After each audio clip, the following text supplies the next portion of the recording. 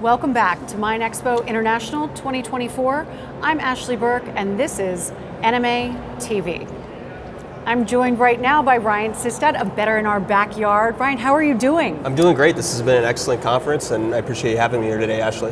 Has this been your first MINExpo? Yes. And yeah, what do you think? It hasn't disappointed. This is pretty cool. I mean, with all the exhibitor halls and I haven't even made it to every one yet, so I'm going to need a couple more hours today after this. I bet you are. So tell us a little bit about Better in Our Backyard. Yeah, so Better in Our Backyard is created to promote responsible industrial development. We were actually founded by a company called Polymet, now known as New Range Copper Nickel, and we've evolved into more of an actual upper Midwest or national group. We represent projects like New Range Copper Nickel's NorthMet project, Twin Metals Minnesota, out of Ely, Minnesota. We represent Resolution Copper now out of Arizona, Perpetua Resources out of Idaho, and we also do some work for Enbridge in Wisconsin and Michigan. So we've been growing rather quickly the last couple of years, and our mission is to promote responsible industrial development.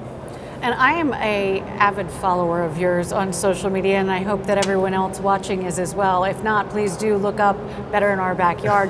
But how have you grown this following into, I believe you have more than 25,000 followers, possibly even more. How have you done that, and virtually overnight? Well, I appreciate that. Well, just a lot of consistency and understanding what works and what doesn't. And you know, I'm pretty OCD about how much we post on social media. My goal is to at least do a graphic a day, maybe a video or two a week, and just kind of that consistent approach. I kind of, you know, I would compare it to working out. You know, just you got to have consistency, and over time the results will follow. So the concept of Better in Our Backyard, I think this is so important for mining because here in the US, we do things better than anywhere else. We know they're going to be done in accordance with the highest environmental, labor, and safety standards. And so have you seen a shift in, you know, some of the environmental groups maybe being more open to mining than in the past when they know that it's being done the right way here? Not really, but I would say on a political front, what I've noticed a shift in is that one side of the aisle is starting to be a little bit more open to, like, say, permitting reform and supporting some of the projects, because they're realizing that if we're not producing some of these critical minerals here at home, our national security is at risk. So I've seen some project opponents on the political side be more warm and welcoming to certain projects, but in terms of opposition, I mean, you know, it's really tough to change hearts and minds within those groups. Sure.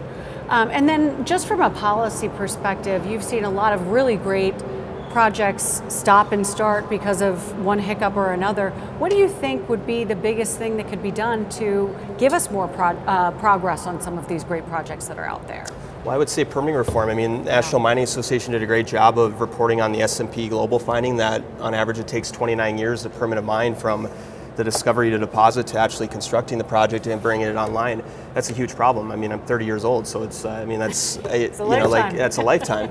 And you look at NorthMet in Minnesota, they're entering year 20 of permitting, and a couple years ago we were joking about how, you know, many kids up on the Iron Range in Minnesota are now graduating. They've grown up learning about a project, not to even see it come online when they graduate from high school. And I would say the biggest thing is permitting reform and trying to, you know, permit mines in a 3 to 5 year time frame. And yeah, I'd say, and you know, and also too with permitting reform, I would say that if we implement it the right way, the U.S. I think could be on the cusp of another industrial revolution, almost like a 2.0 between, you know, manufacturing, mining, because it's not just a mining component. We gotta refine these minerals here too.